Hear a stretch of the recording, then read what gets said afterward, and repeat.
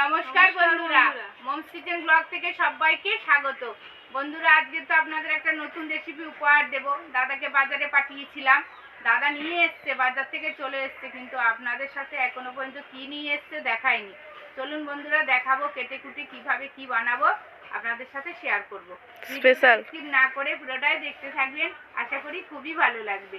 চলুন বন্ধুরা, বৃষ্টি আসতে পারে, তাড়াতাড়ি সবকিছু গুছিয়ে করে নিই। স্পেশাল মেনু মানে সেটার জন্য ওয়েট করছে কখন টেস্ট করব। ও মা, ইয়ে কাঁচা কলা এটা? না না, বড় বড় হয়েছে না বাবা। এবার পেরে নাও, ওই তো ছেড়ে যাচ্ছে। এ বাবা, না রে বাবা, আরে একটু না ছাড়লে কি বলে তো বাবা, পারলে একটা ফেনা নষ্ট হয়ে যাবে। বলবা রে বাবু,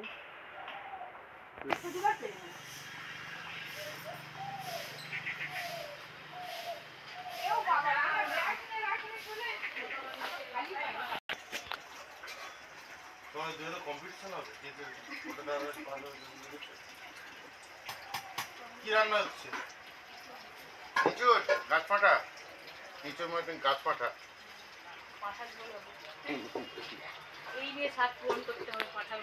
ঠিক আছে, নিচুর খাও। দাদা তো বাজারে গেছিল, কি নিয়ে এসছে দেখবেন। ওরে বাবা, দারুণ জিনিস, গাছ পাঠা নিয়ে এসছে, গাছ পাঠা। বন্ধুরা, পাঠার মাংসর থেকে এটা যদি ঠিক ঠিক রেসিপি বানানো যায় তাহলে খেলে বলতেই পারবেন না।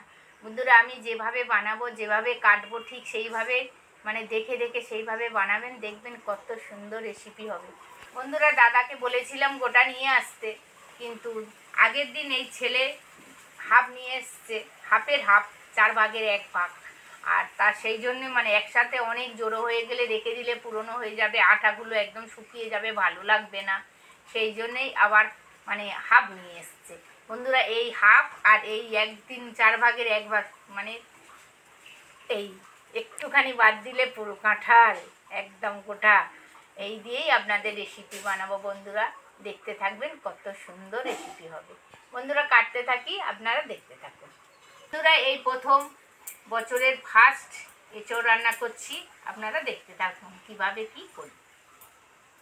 বন্ধুরা, এঁচোড়টা তো কাটবো, কিন্তু তার আগে কি নিয়ে এসছি দেখুন। আটা নিয়ে এসছি, আটা জলের মধ্যে দিয়ে দিচ্ছি, দিয়ে ভালো করে মিশিয়ে দিচ্ছি। আটা দিলে কি হয় মা? আটা দিলে ওই যে এর আটাগুলো, কাঁঠালের আটাগুলো এতে ফেলে দিলে আর হাতে লাগবে না। বন্ধুরা, আটা তো জলের মধ্যে দিয়ে ভালো করে মিক্সড করে নিলাম, এবার হাতের মধ্যে একটু সর্ষের তেল দিয়ে নেব। না না, হাত স্লিপ করবে না, মানে তার স্লিপ তো করবেই না, কিন্তু এই আটাটা হাতে লাগবে না। এবার কাঁঠালটা এঁচোড়টা আস্তে আস্তে কাটতে থাকছি, পাঠার মতো। এইটা তো খুব শক্ত, এইটাই ধরে থাকে, সেই জন্য এইটা খুব শক্ত হয়।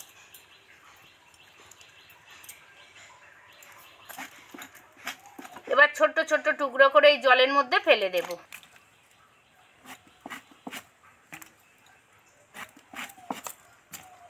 কুমির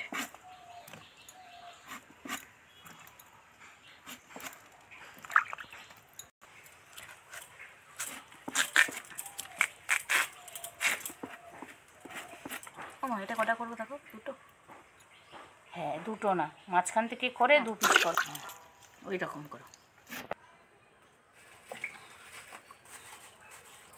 ওই দেখ, আটা লেগেছিল, কিন্তু ওই তেল দিতে আর এই দিতে, আটার ভিতর ওটা দিতে ইজিভাবে উঠে যাচ্ছে, দেখেছো? কত কি নিয়ম না কাটা? হ্যাঁ, কাঁঠাল কাটার অনেক প্রসেস আছে, অনেক কিছু নিয়ম আছে। বাবা, আলুগুলো কেটে নাও।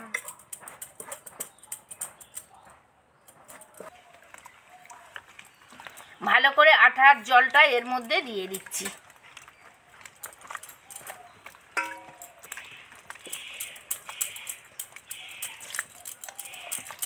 উল্টে পাল্টে, ভালো না মা? খুব ভালো হয়েছে। উল্টে পাল্টে সবগুলো আঠা এর মধ্যে, আঠার জল এর মধ্যে মিশিয়ে দিলাম। ওদের একটা আছে না, একটা আছে, ওই দুটো দিলে হয়ে যাবে। এবার এইগুলো তো পিস পিস করে জলের মধ্যে ফেলে দিলাম আটার জলে। এবার একটা গামলাতে জল নিয়েছি, এবার এর মধ্যে হলুদ গুঁড়ো দিয়ে দেব।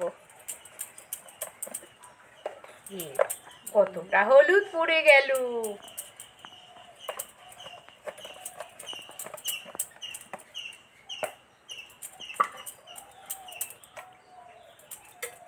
হলুদ জল তো করেই নিলাম, ভালো করে মিক্সড করে নিলাম। এবার একটা একটা ইঁচড়ের টুকরোগুলো সুন্দর করে কেটে নেব। একটু বাদ দিয়ে ইঁচড়টা কাটতে লাগে, তবেই টেস্টফুল হয়। দেখুন বন্ধুরা কিভাবে কাটছি ইঁচড়টা, ঠিক এইভাবে কাটবেন। সবুজ অংশটা এদিকে একটুখানি মোটা করে বাদ দিয়ে দেবেন, আর এই দিকটা যেন মসৃণ হয়ে যায়। কিন্তু এই উবড়ো খাবড়া থাকলে, মানে এই যে কাঁটা কাঁটা ভাব থাকলে কিন্তু টেস্টফুল হবে না।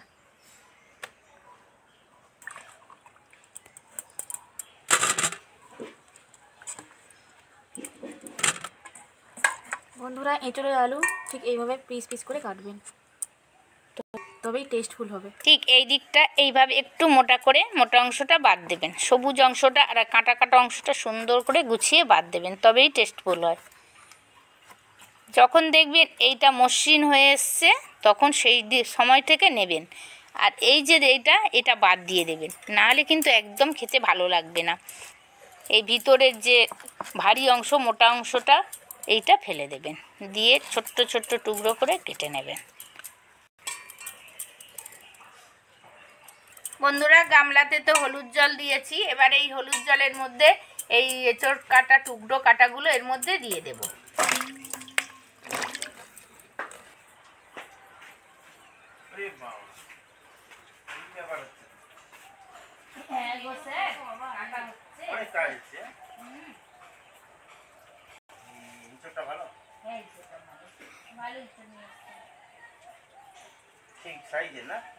ভালো হবে।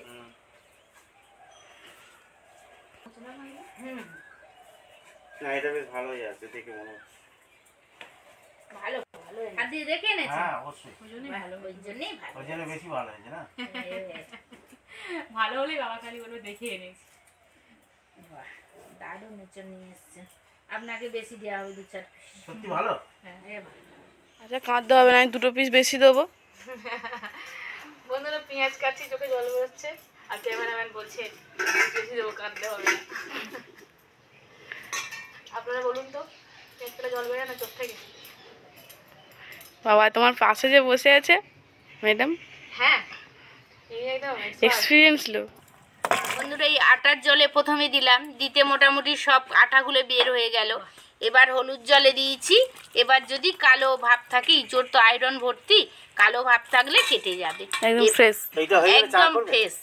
এবার এই হলুদ জল থেকে তুলে আর একটু হলুদ জল দিয়ে ভালো করে আদা সিদ্ধ করে নেব। আসুন বন্ধুরা কিভাবে কি করি রান্নাঘরে আসুন, আমার সাথে কাটতে থাকো, আর আমি এটা মানে উনুনে একটু আদা সিদ্ধ করে নিই। ঠিক আছে।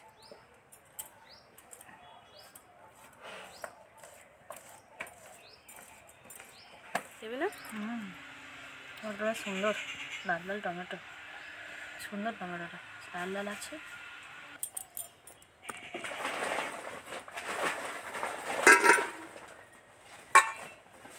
ওটা দেখো। হ্যাঁ এখানে দাও, এখানে দাও।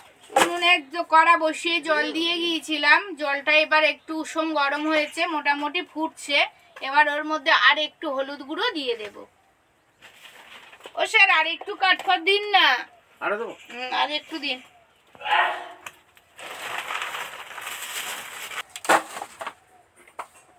হয়েছে? এবার এই ইঁচড়ের টুকরোগুলো 2 হাত দিয়ে ভালো করে এই জলের মধ্যে দিয়ে দেব। ইঁচড়ের টুকরোগুলো তো কড়ার মধ্যে দিয়ে দিলাম। এবার উনুনটা ভালো করে জ্বেলে দিয়েছি। এবার 10 মিনিটের মতো ঢাকা দিয়ে দেব। মা বন্ধুরা দারুণ মানে সবজি কেটেছি, এঁচড়ের আলু দারুণ কেটেছে।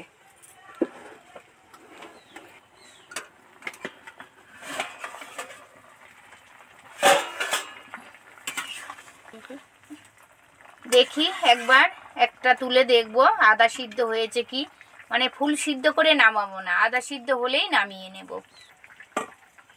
হাত দিয়ে চেপে দেখি কেমন হয়েছে। মোটামুটি সিদ্ধ হয়ে গেছে, দেখুন বন্ধুরা ছেড়ে গেছে। এবার নামিয়ে নেব।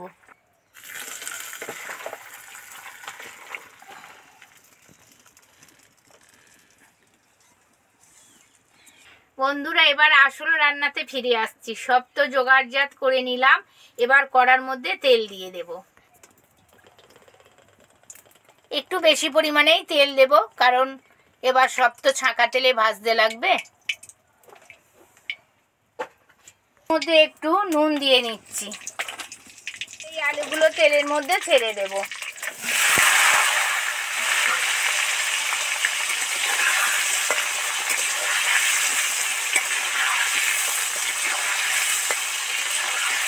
এই আলুগুলোর মধ্যে একটু হলুদ গুঁড়ো ছড়িয়ে দেব, দিয়ে ভালো করে নেড়ে চেড়ে মিশিয়ে দেব।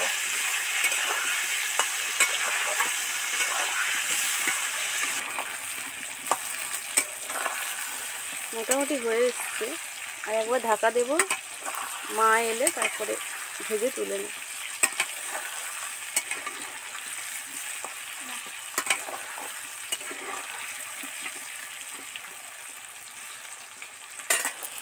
আলুগুলো সুন্দর করে ডিপ ফ্রাই করে ভেজে নিয়েছি। হলুদ গুঁড়োটা দিতে কত সুন্দর কালার এসছে দেখুন। এইবার তেল থেকে ছেঁকে ছেঁকে ছাঁচা দিয়ে উঠিয়ে নেব। কি সুন্দর কালার হয়েছে না?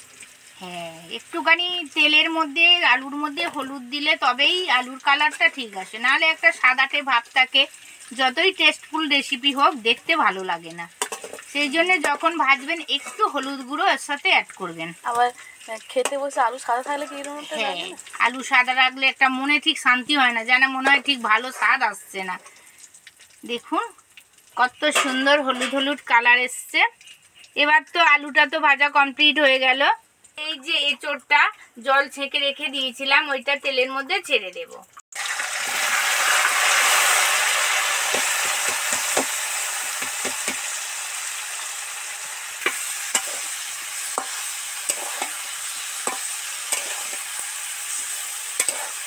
এবার এই এঁচোড়ের মধ্যে টুকরোগুলোর মধ্যে একটু নুন অ্যাড করব।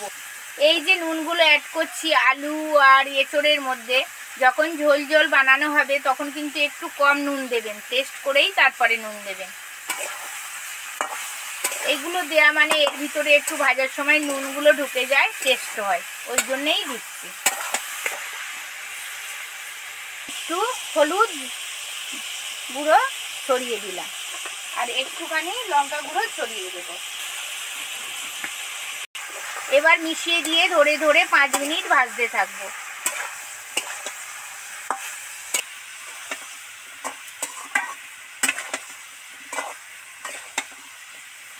এঁচড়গুলো তো ডিপ ফ্রাই করে ভেজে নিলাম। না ভেজে নিলে এগুলো যখন ঝোলের মধ্যে যাবে ছেড়ে যাবে, সেই জন্য গুছিয়ে মানে ধরে ধরে ভালো করে ভেজে নিলাম।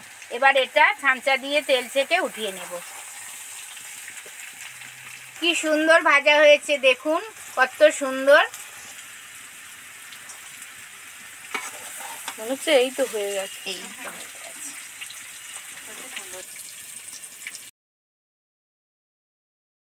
কড়ার মধ্যে আর একটু তেল দিয়ে দিচ্ছি।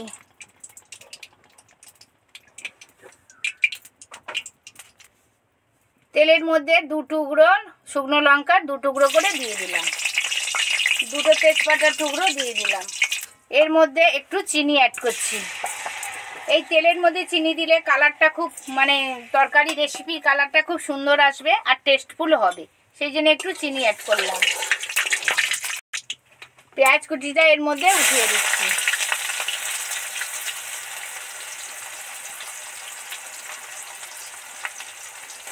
পেঁয়াজ কুচির মধ্যে একটু সামান্য নুন অ্যাড করছি, যাতে পেঁয়াজগুলো তাড়াতাড়ি শর্ট শর্ট হয়ে যায়।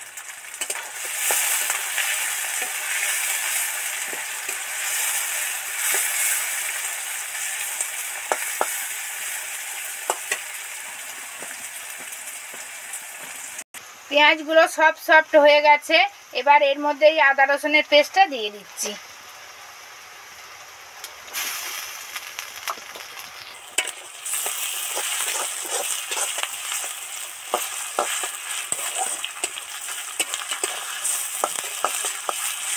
আদা রসুনটা তেল ছেড়ে গেছে, এবার এর মধ্যে টমেটোটা দিয়ে দিচ্ছি।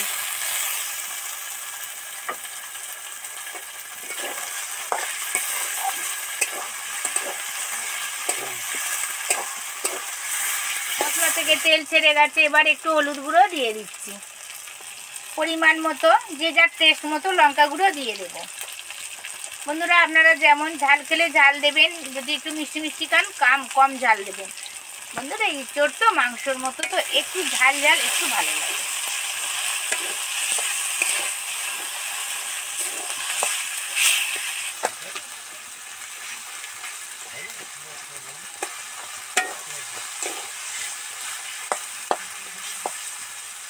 মশলা থেকে তেল ছেড়ে গেছে, এবার এই ভাজা আলু আর এঁচোড়টা এর মধ্যে দিয়ে দেব।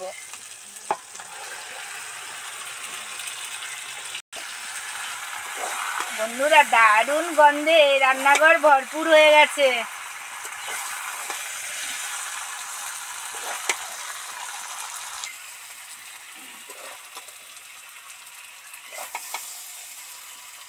বন্ধুরা ক্যামেরাম্যান তো টেস্ট করেই নিয়েছে, বলছে বাবা যেন মাংস কষা। বন্ধুরা খেয়েই নিয়েছে, বলে আর জল দিতে হবে না, এই খেয়ে থাকবো। বন্ধুরা এবার তো কষা হয়ে গেছে, এবার জল দিয়ে দেবো। জল মানে সেই যে গরম জলটা করে রেখেছিলাম মশলা দিয়ে, সেই জলটাই দিয়ে দেবো।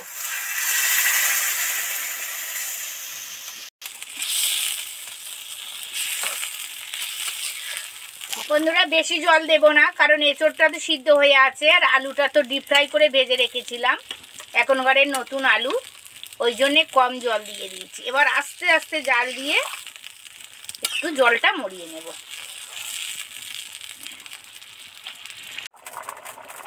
তরকারি তো টকবক টকবক করে ফুটছে, এবার একটু টেস্ট আনার জন্যে আর একটু দুটো ছোট্ট ছোট বাতাসা, আমি চিনি আগে তো চিনি কালারের জন্য দিয়েছিলাম, এটা টেস্ট হওয়ার জন্যই দিচ্ছি।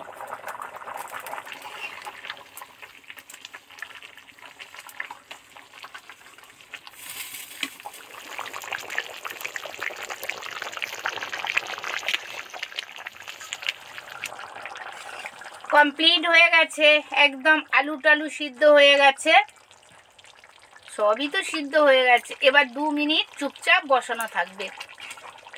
বন্ধুরা আর জাল দেব না, এইরকম 2 মিনিট একটু ঢাকা দিয়ে বসিয়ে রাখবো। 2 মিনিট ঢাকা দিয়ে রেখে দিচ্ছি। ঠিক 3 মিনিট পর ফিরে এসছি, দেখি কি তরকারির কন্ডিশন। বন্ধুরা জাল তো দিইনি, উনানের জাল তো একদম নিভে গেছে, আর সেই নেওয়া আছে, কত সুন্দর টুকবুক টুকবুক করে ফুটছে। এবার একটু নেড়ে ছেড়ে মিশিয়ে দিচ্ছি, নিচেরটা উপরে আর উপরেরটা নিচে। দেখি একবার আলুটা কি হচ্ছে। বন্ধুরা আলুটা একদম সফট হয়ে গেছে, দেখুন। এবার এর মধ্যে অল্প পরিমাণে, বেশি দেব না, এমনি তো টেস্টফুল রেসিপি হয়েই গেছে, তাও কিচেন কিং গরম মশলা না দিলে আমার ঠিক মনের সান্ত্বনা হয় না, সেই জন্য অল্প পরিমাণে কিচেন কিং গরম মশলা অ্যাড করছি।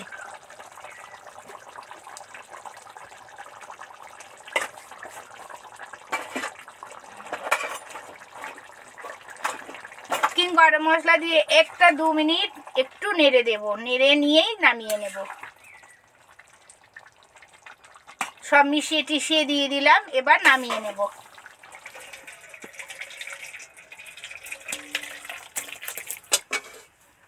প্রয়োজনে কচি পাঁঠার মাংস, কচি পাঁঠার মাংস, কচি পাঁঠার ঝোলের গন্ধ।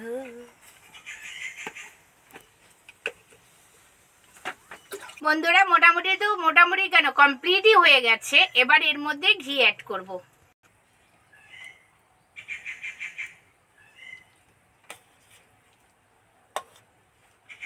এইভাবে চারিদিকে ঘিগুলো একটু একটু করে দিয়ে দিলে সব জায়গায় নিচে উপরে পাশে সব কিছু মিশে যাবে। গরম তরকারি তো, মানে ঘি দিয়ে বেশি নাড়াচাড়া করার প্রয়োজন নেই। এবার একটুখানি ঢাকা দিয়ে ভালো করে রেখে দেব। বন্ধুরা ঘি দেওয়ার পর ঢাকা দিতে লাগে, নাহলে ঘিয়ের গন্ধ উবে যায়। ঢাকা দিয়ে রেখে দিচ্ছি। এবার যখন পরিবেশন করব তখন ঢাকা খুলেই পরিবেশন করব। বন্ধুরা শীতের দুপুরে আপনাদের সাথে তো একটা দারুণ রেসিপি শেয়ার করলাম। আমি যেভাবে বানালাম ঠিক সেইভাবে বানাবেন, দেখবেন কত টেস্টফুল রেসিপি বানানো যাবে। দেখা হচ্ছে পরের ভিডিও নিয়ে। আমার ভিডিও, আমার রেসিপি যদি আপনাদের ভালো লেগে থাকে তাহলে লাইক, কমেন্ট, সাবস্ক্রাইব করতে ভুলবেন না। প্লিজ প্লিজ বন্ধুরা সাবস্ক্রাইব করে আমার পাশে থাকবেন। আপনাদের ভালোবাসা আশীর্বাদ আমার একান্তই প্রয়োজন। আর যারা নতুন বন্ধু আছেন সাবস্ক্রাইবে শেয়ার করে আমার পাশে থাকবেন। আর পাশে থাকা বেল আইকনটি ক্লিক করবেন, সমস্ত ভিডিওগুলো সবার আগে আপনাদের কাছে পৌঁছে যাবে। ভালো থাকবেন, সুস্থ থাকবেন, সাবধানে থাকবেন। নমস্কার, ধন্যবাদ।